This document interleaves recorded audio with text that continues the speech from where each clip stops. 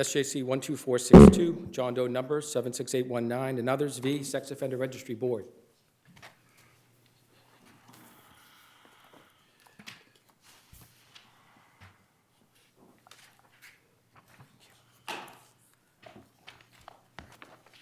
Mr. Bova, good morning. Good morning, Your Honor. Good morning, Your Honors. May it please the Court, Christopher Bova on behalf of the Defendant Appellant Sex Offender Registry Board.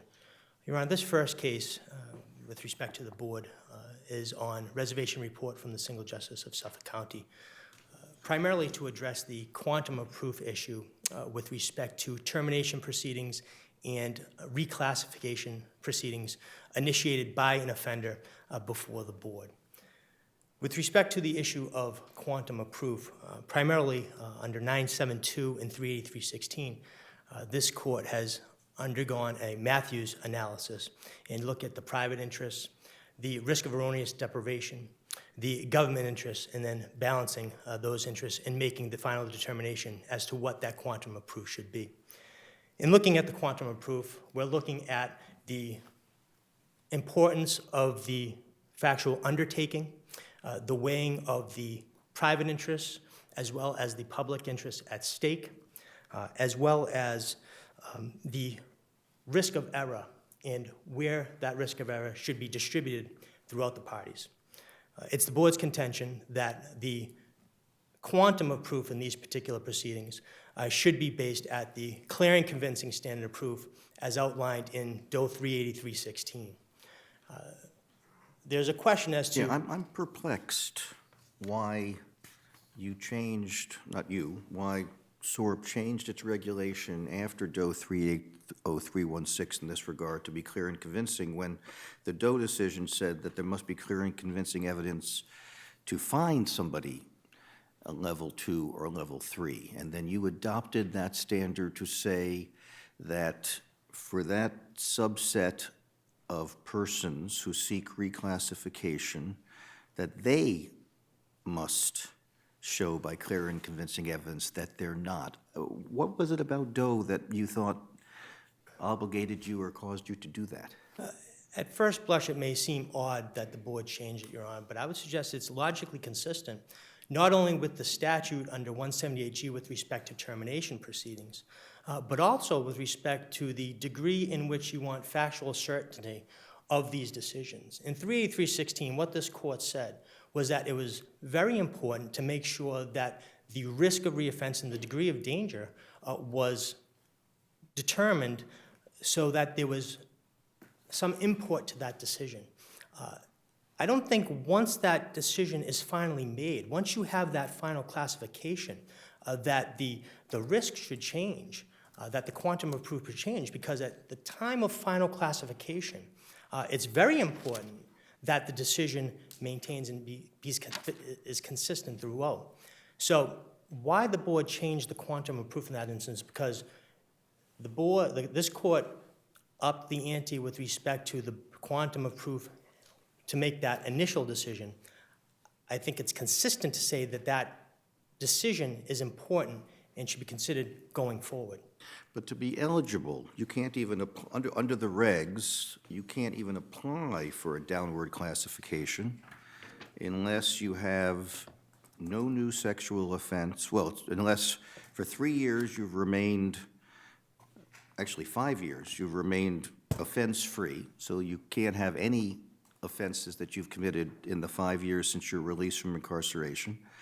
You can't have any new sexual offenses, or at least none within 10 years, or there is a material change in medical circumstances. So you're dealing with a subset of persons who have not committed any offense, certainly not any sexual offense for many years, and because you can't even apply for 3 years after the original classification, virtually all of the persons right now who you are reviewing were found level 2 or level 3 by a preponderance of the evidence, not by clear and convincing evidence. Obviously, the change in the statute occurring in 2013 with respect to level 2s and level 3s, but time in the community as well as age is important it's not outcome determinative in terms of whether or not an individual is going to be reclassified downward. So while those are factors that are necessary in order to undergo reclassification, those factors aren't necessarily the driving factors. There's certainly factors that should be continued. However, there are additional factors that the board must continue on during these reclassification hearings. Factors such as whether or not there's any type of treatment, factors of whether or not there's any type of stability, factors such as whether or not there's any successful completion of probation. So while time in the community is certainly important, and it certainly governs whether or not an individual can get before the board on reclassification, it's not the end-all, be-all. And simply because an individual has 5 years in the community, 7 years in the community, doesn't necessarily mean that his risk of reoffense and degree of danger is going to be reduced. As you look at the statute... It's 5 years offense-free. Correct, correct. I mean, that's better than the alternative. It certainly is better than the alternative, but just because an offender has 5 years offense-free in the community doesn't necessarily mean that his risk of reoffense and degree of danger is going to be reduced. It's one factor out of several that the hearing examiner must consider when making this ultimate determination. They can't bring a reclassification for 3 years, is that right? That's correct. It's And where does that appear? Is that in the regulations? That or- is within the regulation, Your Honor. Currently, the regulations were updated in 2016, so that would be under 1.31. And it specifically says that an offender has to be, it's 3 years after final classification when an offender can apply for reclassification downward. I don't, go ahead. No. Go ahead. Well, I was just going to, going back to the clear and convincing standard, assuming that's correct, why is it that the offender has to be should be the one to prove that by clear and convincing evidence that they're misclassified? Why shouldn't we use the standard we used in care and protection of Aaron? Well, that bleeds into the second case that's on the docket today, the Noe case. I'm happy to address it here. When you're looking at the locus of proof, which party bears the actual burden, which is separate and distinct from the quantum, but when you look at the locus of proof, I think you need to look at the statute. I think that's the first place that the court should go in terms of the statute. Now, in these particular proceedings with respect to termination, you have to look to 178G, which specifically places the burden on the sex offender to prove that, by clear and convincing evidence, that they should be terminated of their obligations to register. The board maintains that the statute doesn't address offender-initiated downward reclassifications. That's taken care of in the regulations. Under the old regulations in 2013, that was under 1.37C. Under the new regulations, it's 1.31. Under the board's regulations, which I would submit has the force of law and should be given deference as a statute, the regulation specifically puts on the offender the burden to prove by clear and convincing evidence, and this is something that is before the court today, that they show a reduced risk of reoffense and degree of dangerous. Now, the first look is by the statute. The second, if the statute is silent, which the statute and the regulations are not silent in this instance, the second instance is to go to the ordinary default rule, and the default rule is the person who brings the suit, who initiates the proceedings, who seeks to change the status quo, that individual should bear the burden. With respect to the Superior Court's reliance on care and protection of Aaron... I find it odd, though, that, I mean, so this court shifts the burden to clear and convincing evidence on the government to establish the standard, which suggests that we're imposing a greater burden on the government if you want to classify someone. Now, after 3 years, when they're entitled to get a reclassification decision, we're going to put the burden on the opposite side to establish by clear and convincing evidence. It just seems like it's flipping. It is flipping the burden of proof, but it also seems like it's flipping the logic of the prior case too. I would respectfully disagree, Your Honor. I think it's important in terms of looking at the private interests in these cases. When you're dealing with an original classification, that is when an individual comes before the board, he's in unclassified status, a level 0 status, and he goes before the board for a final determination of that classification level. I think the court recognized in 383.16 the importance of that decision-making process.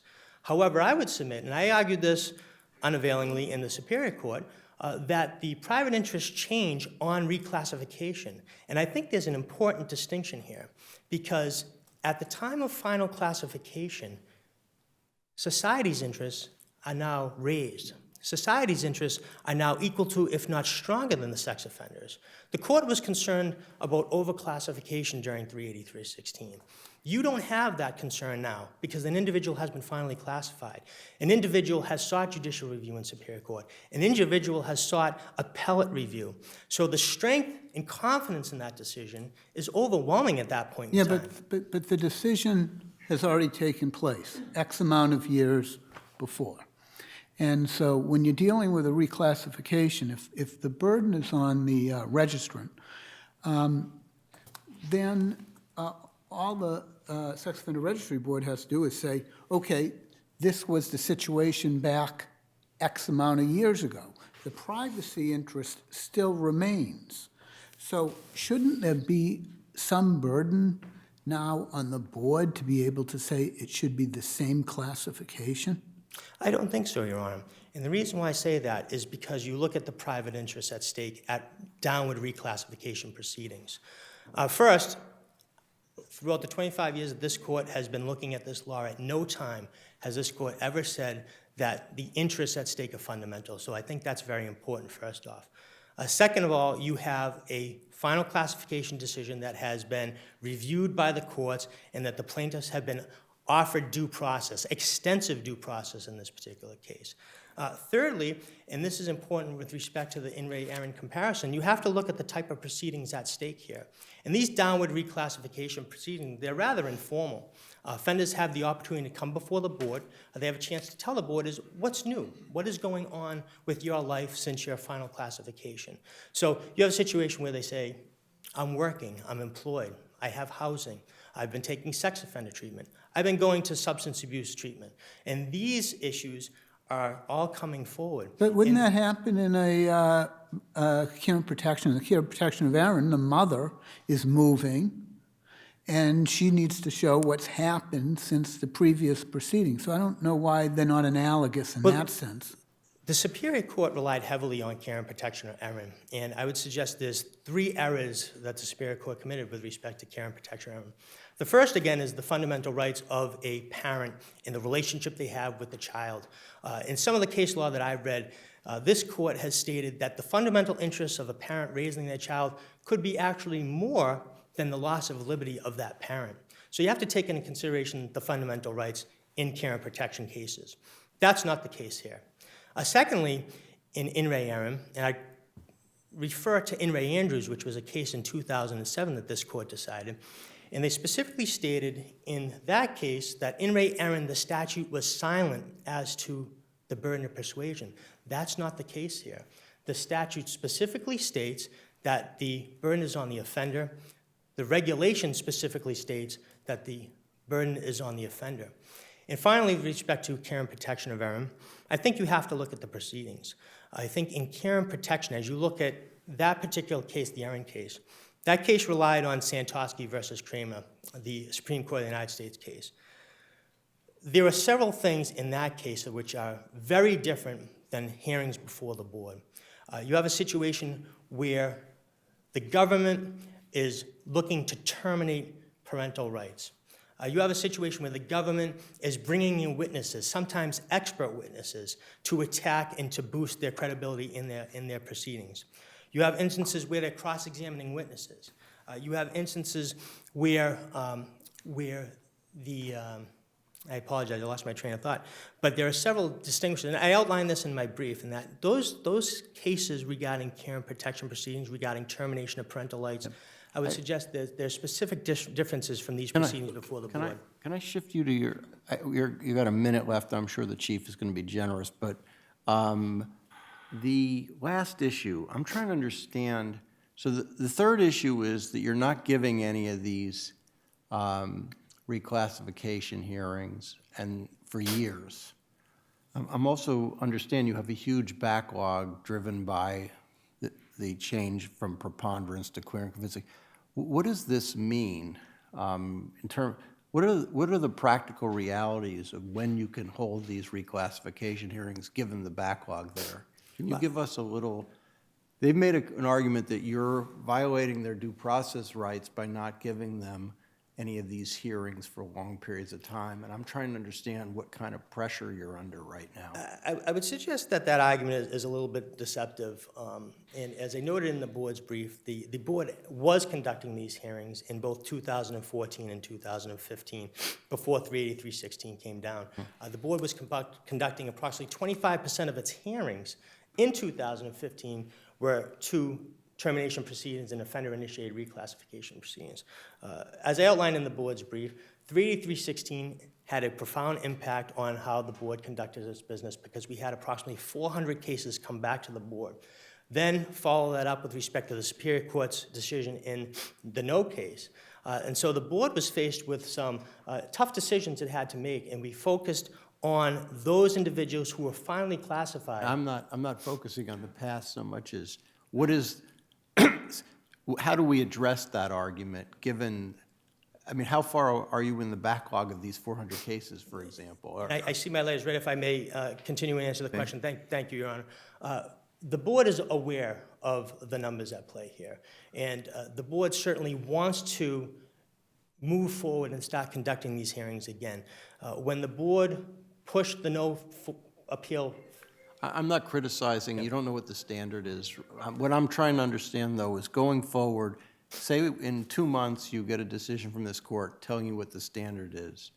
We are actively, to answer your question in short, Your Honor, we are aware of the situation. We are actively in the process of designing procedures to implement as quickly and efficiently these cases as possible. We want these cases heard. It's the board who wrote this regulation. It's the board that gave the offenders the chance to seek downward reclassification 3 years after final classification. It's the board who wants these offenders to have the opportunity to come forward and reduce those classification levels if it's warranted. The board is aware of those numbers, and we're ready to take steps. From what I understand, there's a statutory priority that these would have to come after the regular classifications, right?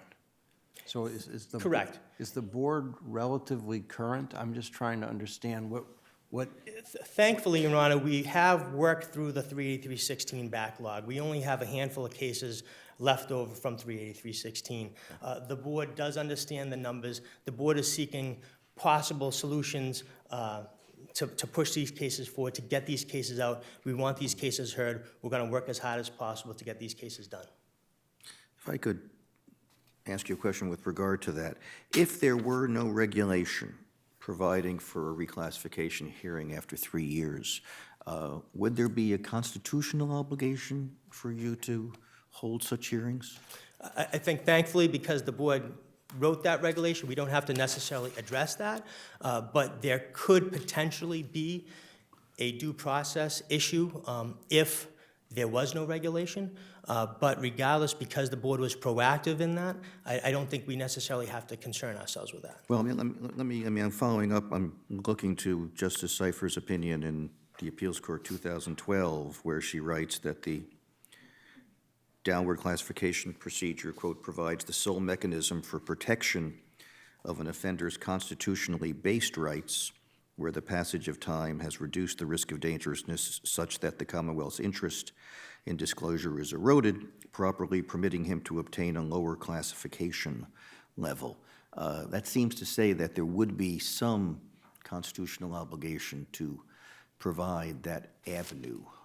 I would agree it's at least opening the door to potentially questioning that issue, but thankfully, because the regulation was placed, I don't think the court necessarily had to go into it any deeper in terms of whether or not a constitutional issue occurred. But I would suggest that certainly that is an issue that the court could take up and look in with higher degree of circumference. Is my memory incorrect? Didn't Judge Wilkins in the Superior Court address this issue? Judge Wilkins addressed this issue with respect to constitutional issues in reference to whether a sex offender during offender-initiated downward reclassification proceedings was entitled to a adjudicatory hearing. Right. So he was looking at 38 Section 1 through 14, the Adjudicatory Procedure Act, and he garnered a lot of the information in his decision out of that. And the board didn't appeal that decision, is that right? The board did not appeal that because at that point in time, we felt that Judge Wilkins was correct in his decision that the offenders who brought forward reclassification motions before the board were entitled to evidentiary hearings of significance in that. I think with respect to the right to counsel, which we're going to get in the no matter, I would call your attention to Judge Wilkins' footnote 9, where he specifically stated that the fact that that offender in that case had an attorney was probably going to be the exception rather than the rule. So I think he did take into consideration some other factors, but primarily he was looking into whether or not they were entitled to an adjudicatory hearing. And I guess going back to my previous question, if, I know this is not your position, okay, but if the position of the board were to be, we don't intend to hold reclassification hearings, or we intend to devote so few resources to it that for all practical purposes, there could be a 4, 5, 6 year delay in getting it, would there be any lawful, would that be unlawful? I guess it's a question in terms of what specific time frame you're looking at, Your Honor, because Well, I'm looking to you as to what you think. I mean, I guess the one question is, is there any obligation, legal obligation for you to hold hearings? And if the answer is yes, what is that obligation? Well, assuming that there is no regulation, is that? No, there is a regulation, but there also may be a constitutional overlay to it. But so I'm just trying to, I mean, if there is an obligation, I'm just trying to get it. I think you agree that if there is an obligation and you hold no hearings, there has to be a violation of that obligation. Yeah. So I'm trying to get a sense as to what you say is the extent of your lawful obligation to hold hearings, either pursuant to regulation or pursuant to the Constitution. I think I understand Your Honor's question now. I think what you would have to look to is the literature, I would suggest, in terms of time and community, where they say that the risk of reoffense as one is offense-free in the community starts to decrease at 5 years. So maybe 5 years would be a good thumbnail rule for the court to look at as to whether or not an individual has to have their hearings every so often.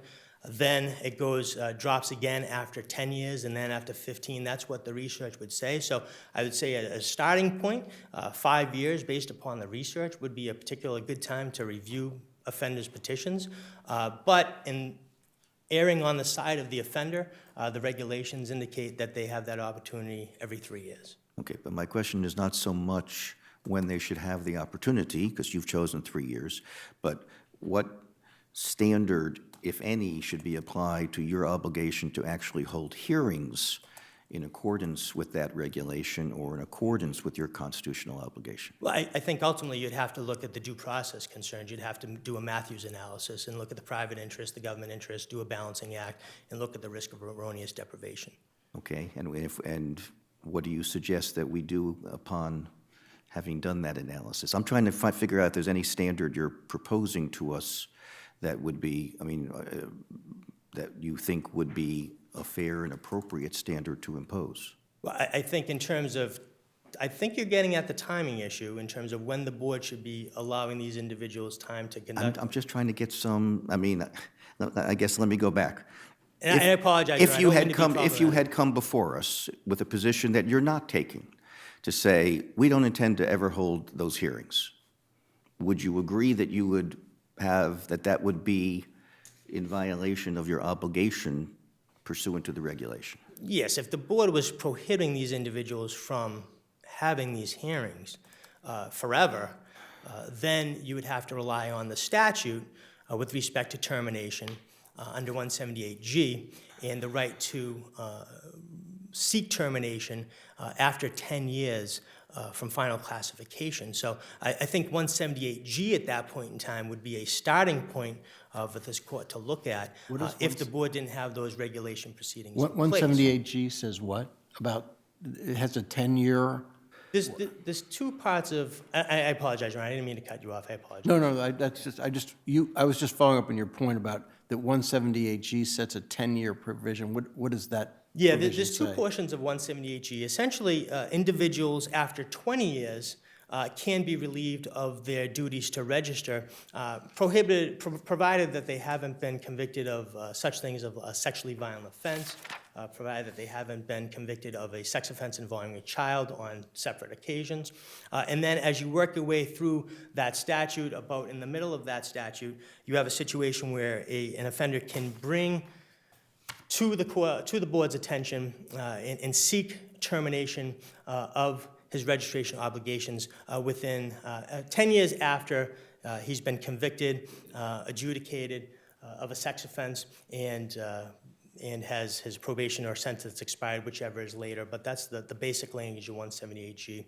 And so I would suggest that that would be the baseline that the court would have to look to. Obviously would have to apply the due process analysis to determine whether or not the 10-year provision regarding terminations would be a violation of due process. But I would suggest that in this particular case, the board has taken into consideration of that. Let me just ask before you sit down, would you say that the board has an interest in making sure that all offenders are properly classified, whether that be upward or downward? If somebody comes before you, the board has an interest in making sure that that person is properly classified. Is that fair? That is very fair, Your Honor. The board has an interest in making sure that their classification levels are current, are accurate, and they're not overclassified, not underclassified. I would suggest that at the point of original final classification, that is the time where we have full confidence in that classification level. And as you move past to reclassification, at that point in time, and this is why the burden is on the offender, is to show that his level has decreased. And as I read some of the case law, it says that over-inclusiveness is not necessarily constitutional impermissible. So the board, in going by its prioritization, authorization under the statute, has to look at these individuals and make a determination of where we're going to classify these individuals and where is there some over-inclusiveness is constitutionally permissible. Where is it okay to go forward and put our resources to make sure that these cases are getting done on a consistent basis. So there is an interest with respect to current risk level, but some degree of over-inclusiveness is constitutionally permissible. All right, thank you. Thank you very much, Your Honors. Thank you. Thank you for the time. Mr. Tannen, good morning. Good morning, Your Honors. Eric Tennant, in this case, on behalf of John Doe and all the other plaintiffs. With me is Kate Frame, who will be arguing the second case. I want to begin sort of picking up where you left off with the questions to make something really clear, if it's not already, about our clients, about our plaintiffs. These are persons who already qualify for reclassification and termination, meaning they have already been out for the 3 years or the 5 years or the 10 years and have applied for the hearing. And having applied for that hearing, they haven't gotten one. And at this rate, won't get one for another 10 years. So I think the real question But isn't... why is it they're not going to get one for 10 years? Because I can't, I understand they've been digging through the backlog, which, you know, was required once we changed the standards. But why would you say they wouldn't get one for 10 years? Because the backlog existed before 380316. Well, how many people are we talking about, from the record, if you know? So on the record that we have, it was somewhere around 700 at the time we filed our brief. 700 people seeking the reclassification. Or termination, yes. Essentially, they have filed an application and had yet to have given a hearing or decision on that. I think it's grown since then. There's a motion before the court to expand the record. I think it was included in one of the amicus too. We're at, up to about 1,000 now. But we go in our brief, we have the public records request to go back, you know, you can see it by year, and this backlog began in 2014. They only held 58 reclassification hearings back then. So if you take a pre-backlog pace. So the pace before the change to clear and convincing, the pace they were deciding these cases was what, 58 a year? In 2014, there were 58 reclassification hearings. In 2015, there were 73, so that's the year that 380316 came out, so a little overlap there. I heard Mr. Bova say something like they were dealing with 25% of the cases. I don't know if that's accurate, but I think that's a good sense of it, which is if you have a backlog in the hundreds and you're dealing with, you know, 58, 73, whatever it is, it's going to take you a long time to work through it. And so we've done the math, and at this rate, even if you go back to the pre-backlog rate, So what are, that's where the 10 years comes so from. as a practical matter, because they also has a statutory priority, right? Or do you disagree with the statutory priority point? You know, when I read the statutory priority, that is a statutory priority of initial classifications. It's not, it doesn't talk about how they are to deal with petitions for reclassification or termination. I think that priority, if I understand the history correctly, was initially in the statute because they were starting this process, and they were saying, as we're starting this process, prioritize this. That's remained in the statute, and I think whenever there's a backlog, they go to that to figure out how to get through their backlog. But that priority, I don't believe, talks about this. This is a separate issue. This is, I strongly believe, a constitutional issue because it is the ability to be reclassified, the ability to have your level reevaluated over time that makes this scheme constitutional. If it did not exist, going to some of the Chief Justice's questions, if you did not have this ability, it would not be a constitutional scheme because the scheme is so carefully balanced between the private interest and the public interest. And it's only when the board can justify the dissemination on the internet or other things because of the person's risk that they're allowed to do it. That this court says you can do internet dissemination, you can do active dissemination because you have accurately assessed this person's risk within the parameters we have set. Once that is no longer accurate, that balance shifts, and you should no longer be able to disseminate or subject someone to some of those risks. And so the way the board knows that the balance has shifted is through this process of someone being able to come to the board and say, things have changed. By your own regulations, you recognize that over time risk declines, over 5 years, over 10 years. You recognize that the older I get, the less likely I am to reoffend. And so I'm here telling you, I'm now at that point where things have changed, and because of that, you no longer should be able to disseminate my information or subject me to all these problems. And so when you take away the ability for the person, for the registrant to come forward and have that conversation with SORB, I believe that makes this scheme unconstitutional. So this gets back to Justice Seifer's quote that you read, and that's certainly not the only quote. This is repeated in these cases over and over, that the ability to have access to reclassification and termination is so vital. What is your remedy here?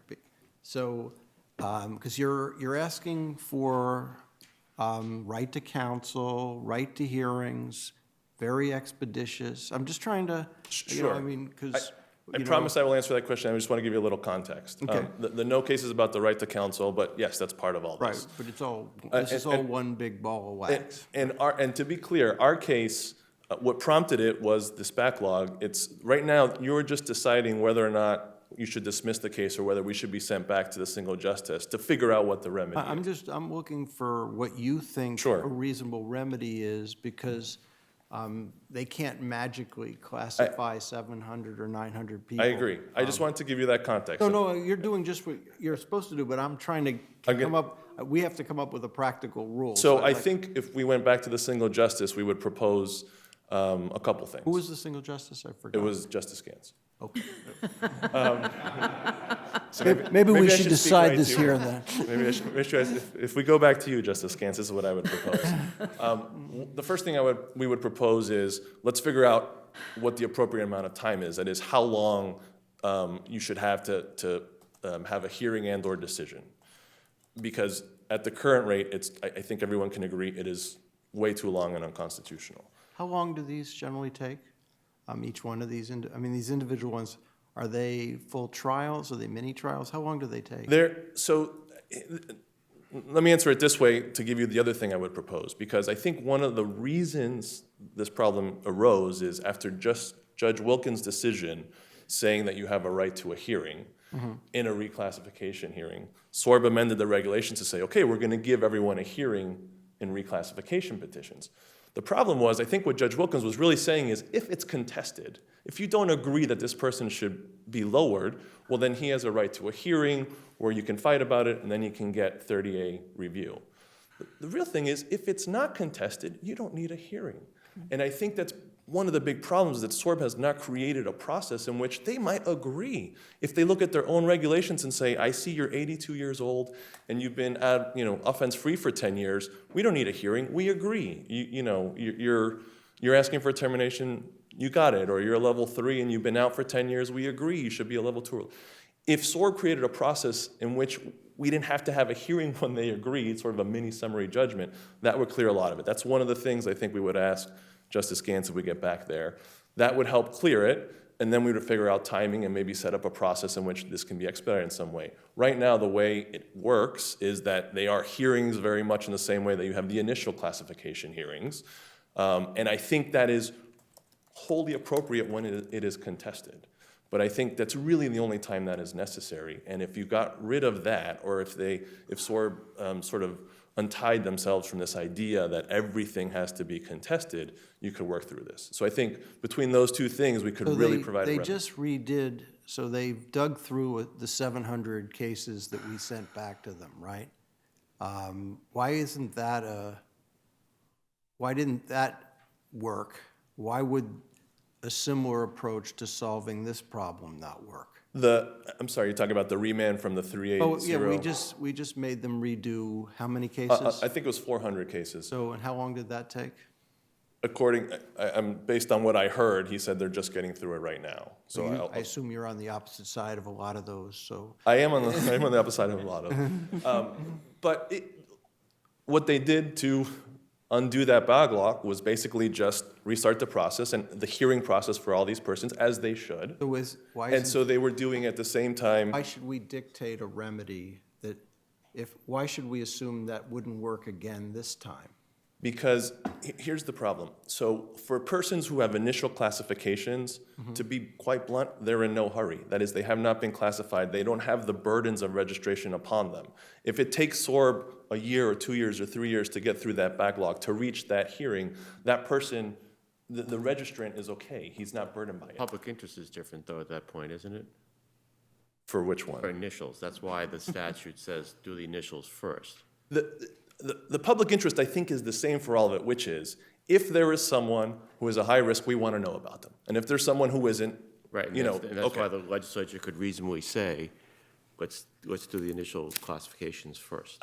So again, I go back to that point in the statute. I think that was just a priority of, among the people eligible for initial classifications, who should we prioritize? I get that's your interpretation Okay. of why the legislature did that. All right, so the question was, why not just let SORB work through the backlog for these reclassification hearings, the same way we let them work through these remands of initial classifications? And my response is because all the balances, the public and private interests, I think are different for reclass hearings. There's a much stronger private interest in a reclass hearing for someone who has been classified and subject to all of the burdens for all of the 10 years, the 50, whatever it is, and is trying to have that hearing and they're being put off, versus someone who is still waiting for the initial classification and their interest in being initially classified is not as strong. I have a different question, but I don't know if Sure. you finished Justice Kafka's. I just have one last one, which is, and I can't remember the posture when we sent back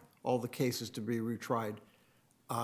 Were those people without classification, or were they sort of in the same kind of presumptive state that this group is, which is that SORB liked their original classification and now had to redo it all, so they had no incentive there to push them forward? Or did we say that they had no classification, therefore SORB had to move very quickly? I can't remember the posture of My understanding, Right. So take it for what it is. Yeah, no. These were persons who had an initial classification hearing, weren't happy with the results, and were in the process of appealing it. And so there was about 400 cases, either at that initial stage or in Superior Court or maybe in the appeals court, that were pending, review of that initial classification when this court came down with its decision. So those cases then reverted back to the pre-initial classification status. Okay, so that you say the incentive was different because they were pre-initial. Not the incentive, the balances, the interest of the registrants being. You're saying that your point was that SORB doesn't have the same incentive here because they like the classification and they don't want to reclassify, or they. That's part of it. But I'm trying to see whether the same incentive was Right. there last time, because SORB had classified everyone at preponderance, and this court said, no, you got to do it at clear and convincing evidence. I think part of it, right, SORB wanted to hurry, correctly so, I don't take issue with that, to get these initial classifications decided again. And in our case, they already have something in place, but the other interest is the private interest for the registrants who were initially classified. They were in no hurry, but for our plaintiffs, for where we are, they have been classified for all this time. Yeah, the question I had is, and we may agree with you that it makes no sense to have the plaintiff bear the burden of proof. How do we distinguish the Ronald R. case? And I know that dealt with the juvenile context, right, on the need not to register. But in that case, the burden of proof, we said, falls on the person who brings the claim, and we reverted back. So how do we get around that?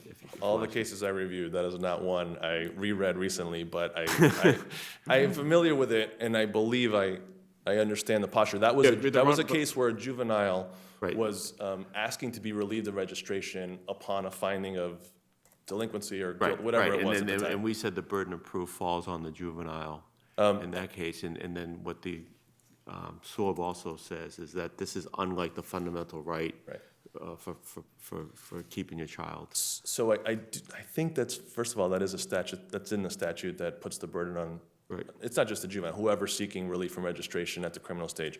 I think the other issue is, the reason,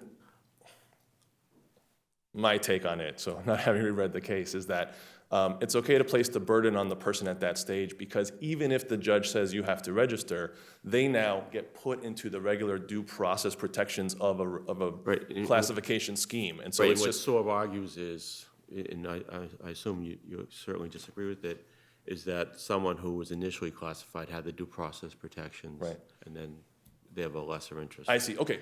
Right. In that respect, I mean, we do speak to that in the brief, and I will go back to this idea that this is a big disagreement. They seem to believe that once you've been classified, your interest somehow goes down. And I take the total opposite view, which is once you've been classified, the longer you are subject to the registration scheme, and the longer you are doing the things that everyone agrees, including the board, shows you are less of a risk, meaning offense-free, aging, whatever it may be, the more of an interest the registrant has to having ability to be accessed, because they are now being subjected to whatever levels of dissemination, whatever harms come from that initial classification, that the day after and the day after that, every day that passes, they become less and less of a risk. So you would distinguish Ronald R. by when the due process rights are implicated?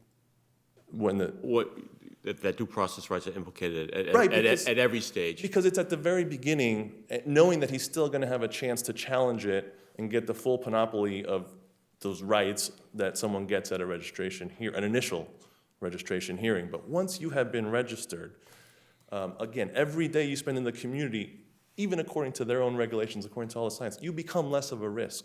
And if you continue to become less of a risk in ways we all agree, how can that initial classification continue to have validity? And so you have to have the ability to have that reexamined to be challenged. And you say as time goes on, without reoffense, that privacy interest and liberty interest turns into a burden of proof on SORB. Yes, For the even same more so. reasons, for the same reasons. Meaning, if it's there at the initial classification hearing, right? This court's already said, we put it on them at the initial classification hearing because of the balances you've already found.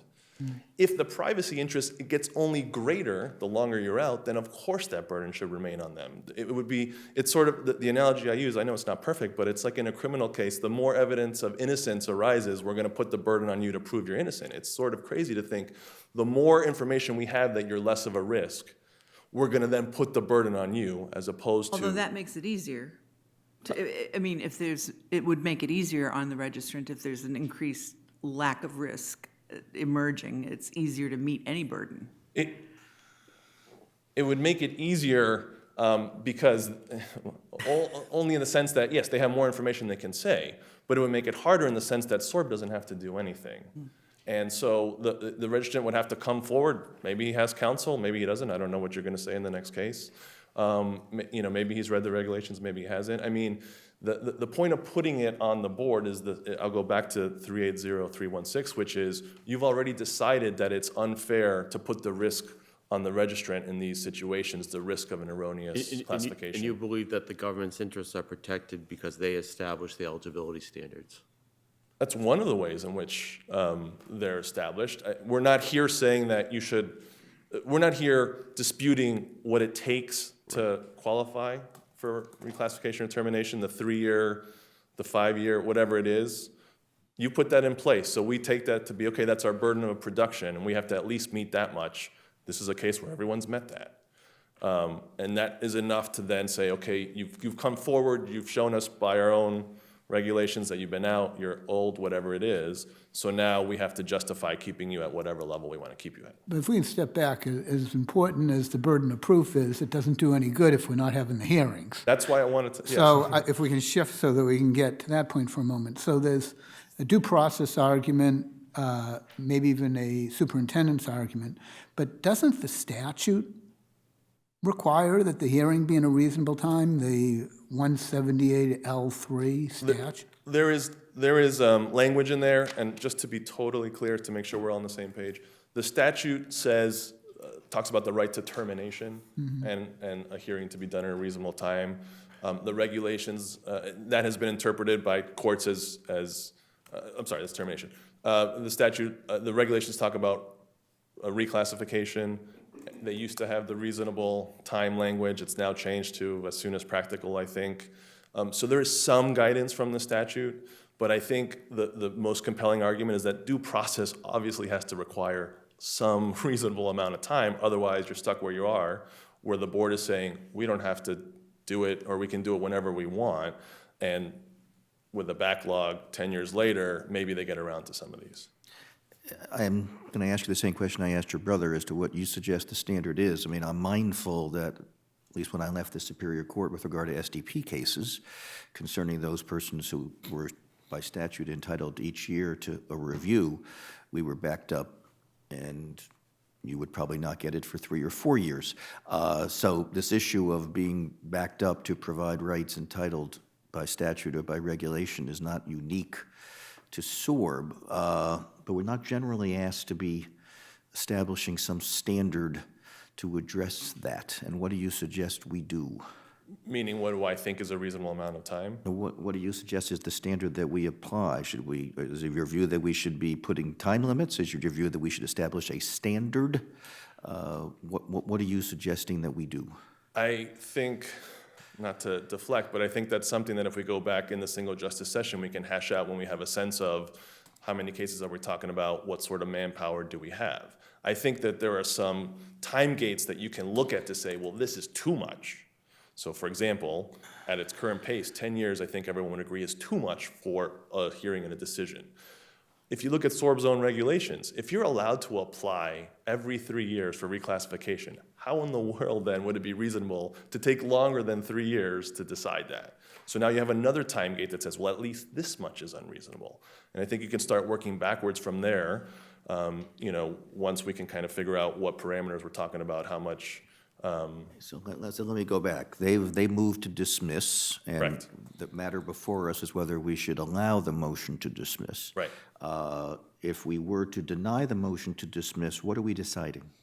We are deciding, I think we're deciding two things. The first thing is how long should you have? How long do you think you can do it in, and is that good enough?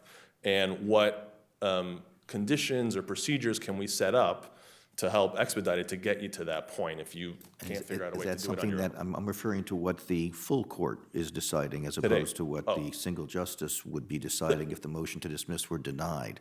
The issue before the full court is, do we allow their motion to dismiss? Correct. You want us to say, no, we should deny it. Correct. And what I'm asking you is in terms of, if we were to deny it, what would we need to decide? I see. In order to deny it, and then so basically, do you think must this court decide versus what is to be left for the single justice? I believe all this court has to decide, and a motion to dismiss is whether we've stated a claim. And I think we have stated a claim that the current state of affairs in terms of how long our plaintiffs have actually been waiting, in addition to how long you can anticipate they're going to wait, is if that didn't change, that would violate the Constitution, it would violate the statute, it would violate the regulation. We have essentially stated that claim. Once you acknowledge that, their motion to dismiss is denied, and now we go back to litigate that, like you would in a regular case. We have stated a claim that the length of time is unreasonable under any, under anything that allows for the. But you seem to be calling for something more. I mean, we normally would, issue a decision, and then we don't put you in, we don't put SORB into receivership. This isn't the, the MWRA's cleanup of the harbor. I mean, I'm trying to understand it's the second part that I'm particularly curious that you're expecting to happen. So you win the motion to dismiss, and then the single justice puts them in receivership? I'm confused. I was saying that actually in an attempt to be cautious, meaning once we establish, we've stated a claim, once we establish how long it should take, then SORB can say, we can do it or not. But their standard right now is this practical standard. I take it that's not substantive and meaningful to you, and it may not be, but I don't understand this second part that's going to happen. We're going to issue a decision, then you're going to go back to the single justice to look at the scope of the problem and put in sort of, I think, what are you looking for? I'm curious, because that's not how we normally do our business. I think in the first instance, all we're looking for is to establish what's too long and what's not too long. Mm-hmm.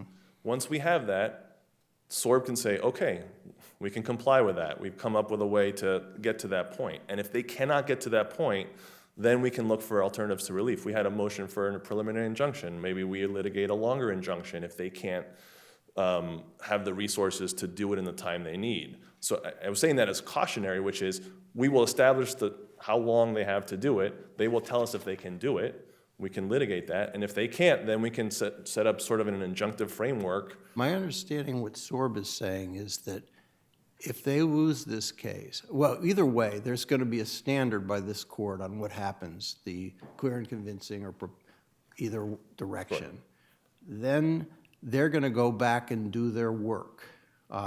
They're not going to agree. They're not going to have a set time frame because they don't know how many of these are going to be consensual and how many not. Then we're going to have, in my understanding, then you bring another case. It's not like this case keeps going, or are you asking for this case to be some kind of Annie Dukem type of remedy? I'm just trying to understand what you're asking for. Sure, I don't think we're there yet. Among, the easiest thing we're asking for, let's put it that way, is declaratory judgment. It's a declaration of how long is too long. What do they need to do? That's the easiest thing we're asking for. Once we have that, once there is a judgment. That's not so easy. I mean, determining the speed in which an administrative agency does its business is not something straightforward, is it? It should be, because if we don't have a declaration saying that, then we're at the point where the current state of affairs is clearly unconstitutional. The 10-year waiting 10 years to get through the backlog at the rate they normally do it is clearly unconstitutional. So it's not easy to draw lines, but a line has to be drawn at some point. That's what courts do. That's what judges do. And someone will have to draw a line and say, okay, we're calling this the line. It's not what you have right now. Maybe we're not totally happy with it, but this is the line. You cannot pass this line because at this point it is unreasonable. But it is pretty complicated. I mean, we're dealing with an executive branch agency and maybe a mandamus situation. This is not easy.